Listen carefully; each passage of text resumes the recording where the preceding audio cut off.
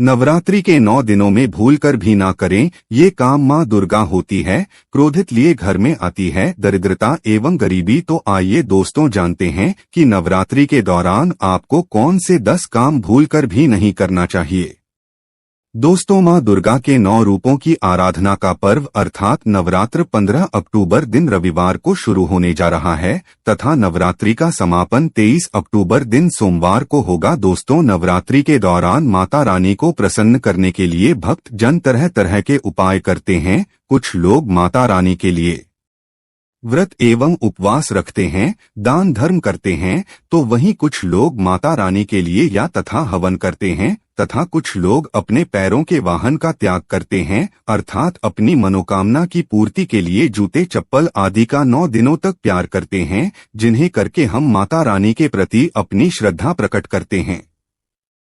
परंतु अगर आप इन सब के अलावा यह 10 काम करते हैं तो माता रानी आपसे कभी भी नहीं होगी प्रसन्न और जीवन में आते हैं दुर्भाग्य एवं गरीबी तथा माता लक्ष्मी भी ऐसे व्यक्ति से हो जाती है नाराज। साथ ही दोस्तों, वीडियो के अंत में हम आपको एक ऐसा कार्य भी बताएंगे जो आपको नवरात्रि में अवश्य करना चाहिए।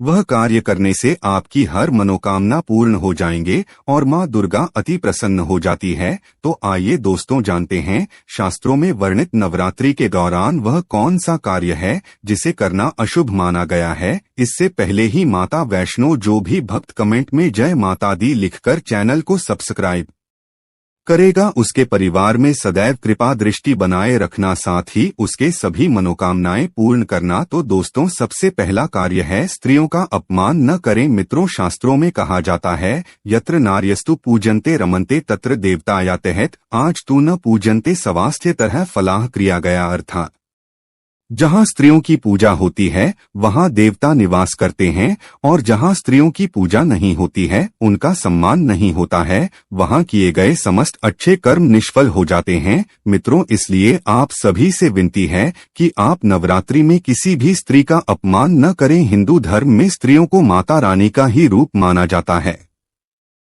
यहाँ माता रानी का ही अंश होती है। माता रानी स्त्रियों का सम्मान करने वाले मनुष्य पर सदैव ही अपनी कृपा बरसाती हैं। साथ ही माता लक्ष्मी भी ऐसे मनुष्य पर सदैव प्रसन्न रहती है। दोस्तों, स्त्रियां स्वयं की खुशियों का त्याग करके आपके घर को स्वर्ग बना दी है। स्त्री स्वयं उपवास करके अपने पति की लंबी आयु की कामना करती है, जीवन भर अपने परिवार के लिए बिना थके कार्य करती है। ऐसी पतिव्रता स्त्री का अपमान करना महापाप होता है। जो मनुष्य नवरात्रि में किसी भी स्त्री का अपमान करता है, स्त्रियों की तरफ गलत भावना से देखता है, उससे माँ दुर्गा अवश्य ही दंड देती है और ऐसे व्यक्ति से माता रानी सदैव नाराज रहती है। दोस्तों, दूसरा है घर में कलह का माहौल न मचाएं। रामचरित मानस में वर्णित है कि जहाँ सुमति तहाँ संपत्ति, नाना जहाँ कुमति वहाँ विपत्ति ने धारणा अर्थात था जहाँ क्लेश का माहौल बनता है, जिस घर में लड़ाई झगड़े होते हैं वहाँ पर माँ लक्ष्मी कभी भी नहीं ठहरती है। इसके साथ ही ऐसे करने वाले व्यक्ति से माता रानी भी रहती है सदैव नाराज एवं क्रोधित। इसलिए नवरात्रि के समय में अपने घर में क्लेश का माहौल न बनाएं। माता रानी का मन में चिंतन करते हुए श्रद्धा भाव से इस महापर्व का आनंद उठाएं। दोस्तों, तीसरा है नवरात्रि के दौरान कोई भी अनिष्ट कार्य न करें, जैसे झूठ बोलना, पैसों की चोरी अथवा धोखेबाजी करना, निष्पाप पशुओं को सताना, किसी गरीब को नीचा दिखाना आदि कार्य भूल से भी ना करें। माता रानी को ऐसे कार्य करने वाले लोग बिल्कुल भी पसंद नहीं होते। ऐसे कार्य राक्षसी प्रवृत्ति के होते हैं जिससे माता रानी अत्यंत क्रोधित हो जाती है। चौथी बात है तामसिक आहार का सेवन। दोस्तों, नवरात्रि में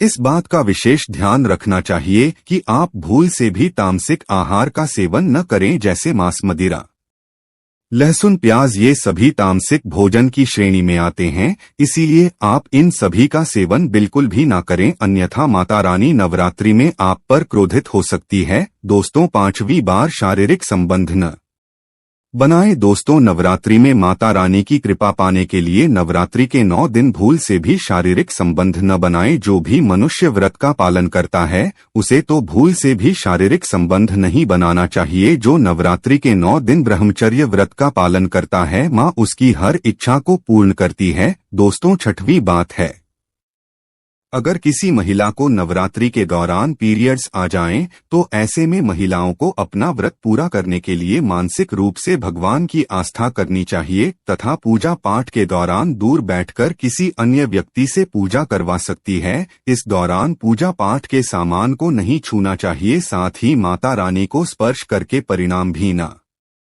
करें। दोस्तों, 7वीं बार जो लोग नवरात्रि का व्रत करते हैं उन्हें चमड़े से बनी वस्तु को धारण नहीं करना चाहिए, जैसे पर्स, बेल्ट, बैग इत्यादि, क्योंकि इनमें चमड़े की कुछ मात्रा मौजूद होते हैं और चमड़ा पशुओं को मारकर बनाया जाता है। ऐसे में माता रानी को यह सब बिल्कुल भी पसंद नहीं होते तथा इन्हें धारण करने से व्रत का पूर्ण फल प्राप्त नहीं होता। दोस्तों, 8वां है, यदि अगर आप घर के मंदिर में कलश स्थापना किए हैं तो घर को कभी भी अकेला न छोड़े, घर में किसी एक सदस्य को अवश्य ही रुकना चाहिए, क्योंकि नवरात्रि में मां अपने भक्तों के घर में मौजूद होती है और शास्त्रों में ऐसा विधान है कि नवरात्रि में घर पर कलश था न के बाद माता रानी को अकेला नहीं छोड़ना चाहिए।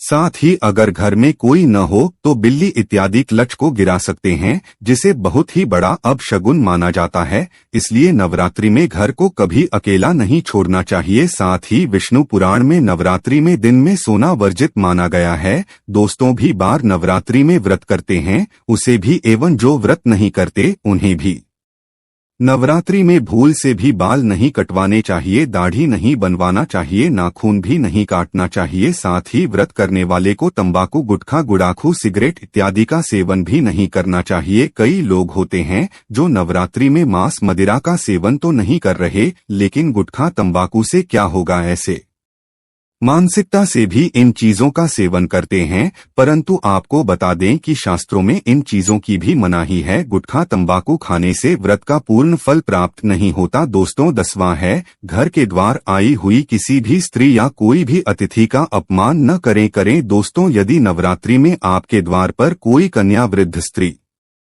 अथवा कोई दुखी मन भोजन की इच्छा से भिक्षा के लिए आई हो तो उसका भूल से भी अपमान न करें अथवा उन्हें खाली हाथ घर से जाने बिना दें। यदि आपके घर में कोई दासी है तो उसका भी अपमान न करें।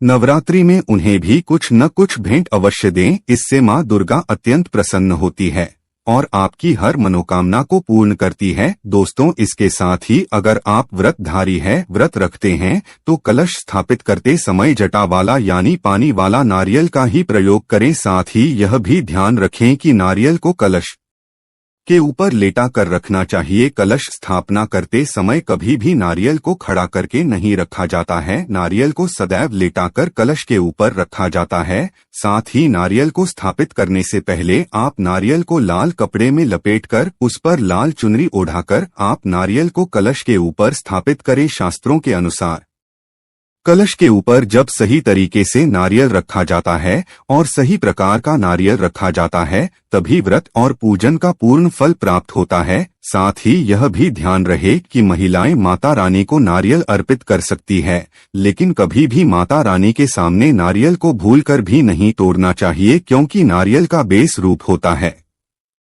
और स्त्रियां बेस रूप से ही शिशु को जन्म देती है।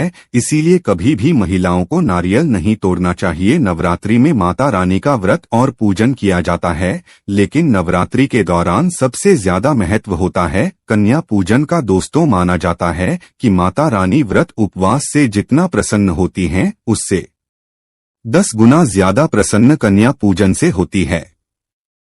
नवरात्रि में छोटी छोटी कन्याओं को माता रानी का स्वरूप माना जाता है। कन्याओं को भोग लगाया जाता है, उन्हें प्रसन्न किया जाता है और बदले में आशीर्वाद मांगा जाता है। कन्याओं को प्रसन्न करने के लिए गिफ्ट वगैरह आदि उपहार दिए जाते हैं। माना जाता है अगर कन्याओं को कोई भेंट दी जाए और उसे खुशी खुशी स्वीकार कर ली तो इसका मतलब है माता रानी अर्थात माता वैष्णो ने भेंट स्वीकार कर ली। जिन पर वह कन्याएं प्रसन्न हो गई तो समझो उन्हें माता रानी का आशीर्वाद मिल गया और माता रानी की कृपा से उन्हें मुहमांगा वरदान प्राप्त होता है। शास्त्रों में बताया गया है कि नवरात्रि में 3 साल तक कन्या का पूजन होना चाहिए, अष्टमी अथवा नवमी को कन्याओं के पैर धोकर भोजन करना, उन्हें उपहार आदि देना श्रेष्ठ माना जाता है। इससे आपके घर में संपन्नता बनी रहती है तथा जीवन में धन धान्य की कभी भी कमी नहीं होती। शास्त्रों में वर्णित है कि कन्याएं जितना अधिक खुश होती है, माता रानी उतना ही जल फल प्रदान करती है।